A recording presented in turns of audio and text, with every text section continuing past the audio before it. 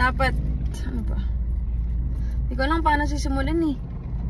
Pero gusto ko na kasing i-post para totally parang maramdaman ko na akin na yung account.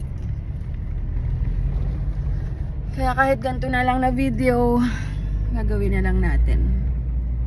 Kwento ko lang yung mga nangyari para awareness din. At wala nang maging biktima sana or malesen. Kasi active pa siya eh. Sunday morning, nagre-ready kami ni Daddy para umuwi sa Pulong Bunga. Naligo siya.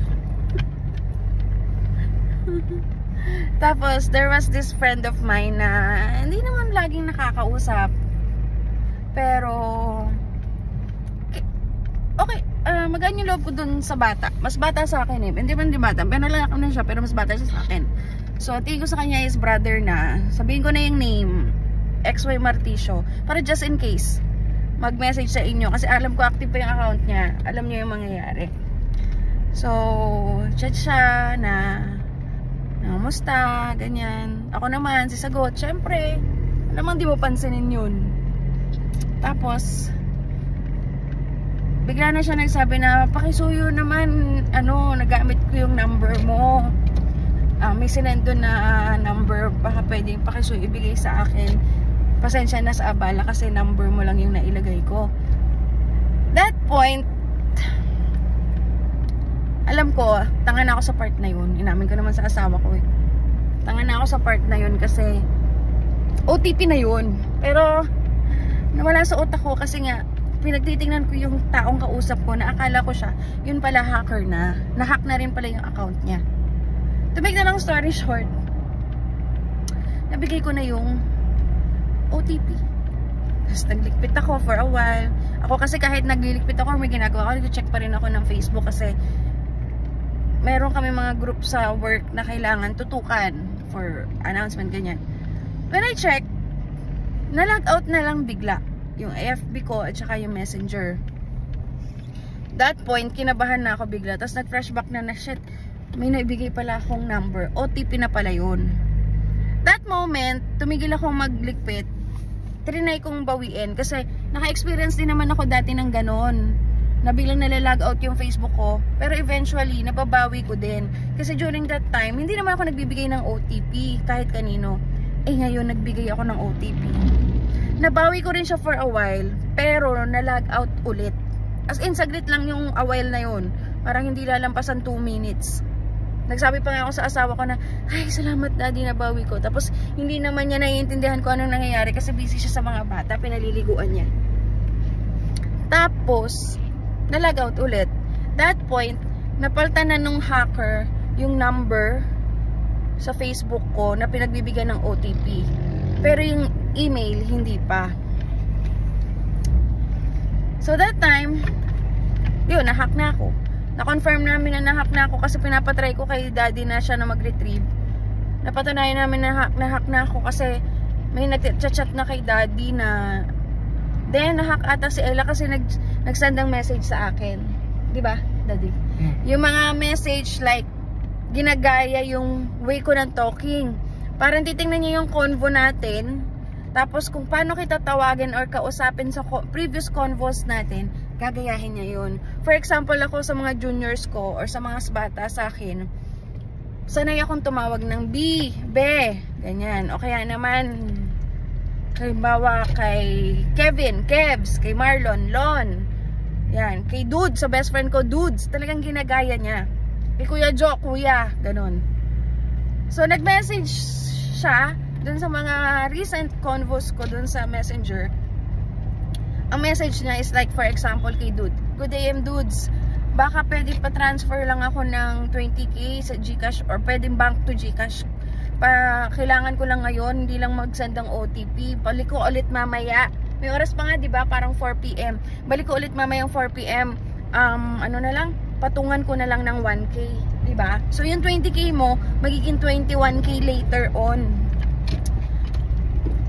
Tapos, Yung iba, hindi naniwala, lalo si Dudes, kasi alam naman di ako mangungutang sa kanya.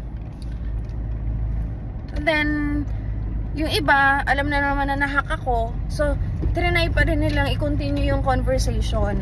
To the point na nagbigay siya ng GCash. And then, yung GCash na ginamit, na name, ay QS Man B. De Leon. So, sa idea na yon, may ibang mapapaniwala. Kasi may middle initial is De Leon. So, siguro, iniisip nila, baka kapatid, yung ginamit ni Ma'am Ella, hindi yung GCash niya kasi ganyan-ganyan. Baka marami nang nakalagay sa GCash niya, hindi na kaya. Kaya iba yung ginamit. Ganun. To make the long story short, ginamit niya ng ginamit yung messenger ko to message so many people. At ang nakaka-frustrate, may naloko siya. May nabudol siya na 2 tao, hindi ko na sasabihin yung names nila. Pero malaki rin yung amount na nakuha sa kanila. So na-frustrate na kami mag-asawa kasi mga 9 AM, 10 AM, wala pang 1 hour na nagagamit niya yung account ko. May naloko na siya agad na isa. And itong naloko niya to, sobrang close din sa amin. So we are really affected. Tapos nagtatanong na ako sa mga pamangkin namin, na anak namin, kay Ish, kay Allen, na baka may kilala kayo na pwedeng mag-retrieve or mag-stop man lang nung hacking nung account ko para wala nang maloko. May binigay sila sa amin na legit. We know that he is legit. Si Omski to. Kasi sabi ni Ish, meron na rin na experience sa kamag-anak nila na natulungan ni Omski ma-retrieve yung Facebook. So alam naming legit siya.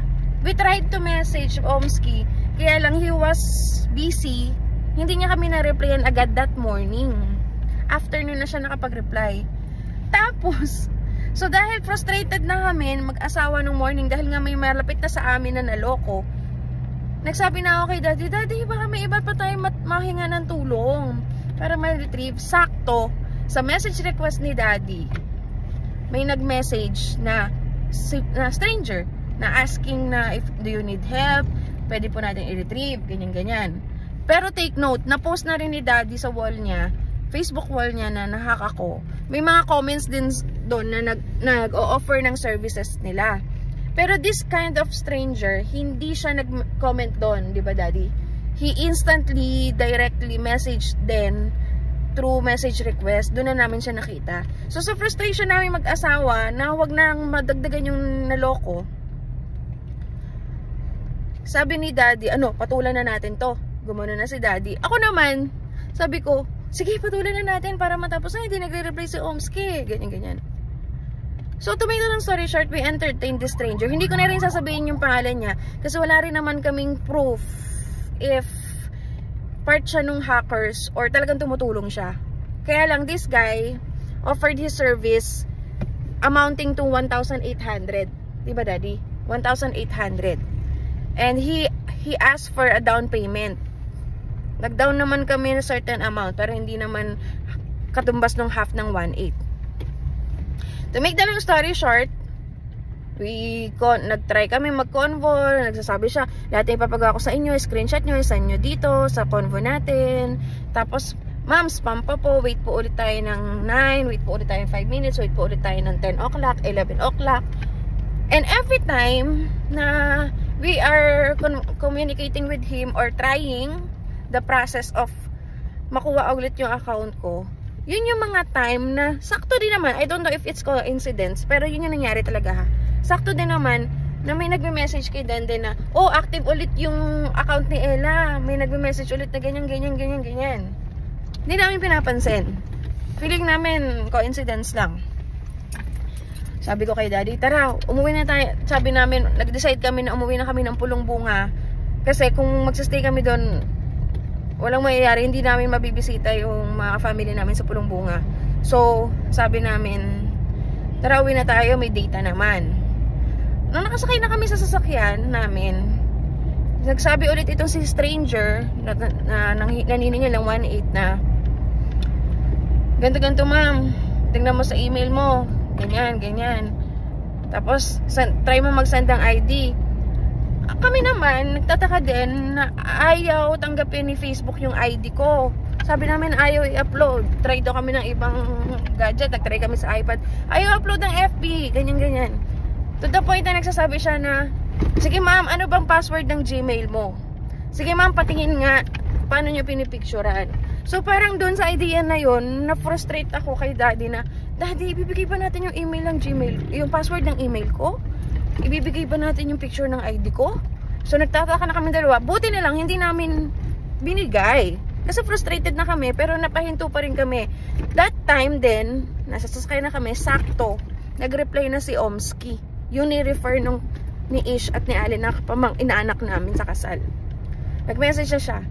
Tapos iba yung way ni Omski. Una, sabi niya, ma'am, screenshot mo yung inbox ng Gmail mo. So nag-cooperate na lang kay Omski kasi walang nangyayari dito sa unang stranger eh. Ma'am, buksan mo yung inbox ng Gmail mo, i-screenshot ko. Ma'am, pa-click po ito. Na-click to. Lumabas yung number nung hacker kasi nga napalitan na nung hacker yung number na mag-access sa Facebook ko. Tapos nagtanong na siya, ma'am, ito, inyo ba ito, ganyan-ganyan? Anong history ng history? Nakwento ko. Tapos sabi ko, yan siguro yung reply nung Facebook doon sa transaction namin itong first stranger. Ganyan-ganyan. Eh, kaso hindi niya ma-retrieve eh. Ganyan-ganyan. So, screenshot ko yung convo namin nung stranger. Only to find out, sabi niya, ako ma'am, hindi naman sa pag-aano, pero wag po kayo magtiwala muna dyan. Baka part po siya ng mga hackers. So, na-frustrate din kami. Kasi nakita rin namin agad na parang, oo nga, may connect. Hindi naman sa, kino-conclude namin na part siya. Wala kaming proof. Parang, meron lang kaming mga ideas na nagtuturo na pwedeng part siya ng hackers. Wala kaming proof. Hindi namin dinidisclose na part talaga siya ng hackers. It's just that, sa kanila ni Omski, wini-weigh-in namin, mas kapani-paniwala or mas trusted namin si Omski. Kasi si Omski, hindi naman niya alam na nahack ako at the first place. Kami yung nag-message sa kanya. And then, napatunayan na rin naman na legit siya kasi nga, may natulungan na siyang kakilala namin.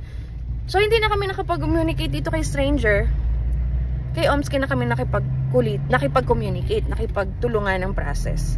Ay, nice ni Omski. To make the long story short, after 2 days, almost 2 days, hindi pa nga lumampas ng 2 days, diba di? Parang wala pang 48 hours. Na-retrieve na ni Omski yung account ko. Una, dinilit niya muna. Tapos, naghintay siya. Pa-relax muna, calm down. Kasi active si hacker. Every time na tinatry ni Omski, nakikipaglaban si hacker. And ito pa. Hindi rin naman sa pag-aano ha. Napansin lang din naman namin na every time na Omski will try to mabawi yung aking account, nagme-message din active tong si stranger na naniningil ng 1.8 na sinasabi niya na, sir, alam namin na open nyo na, bakit ayaw nyo i-open, activate nyo na lang yan. Nangungulit siya. So paano nyo nalalaman na hindi na na-access yung account ko, na deleted na ni Omski kung hindi niya tinatry din, di ba?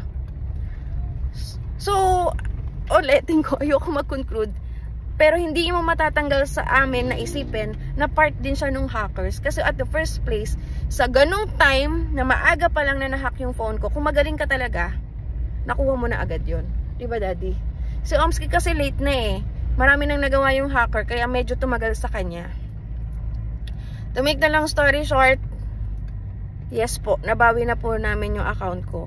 And we are truly sorry for those people na nakuhanan ng pera. And yes po, may nakuhanan ng pera.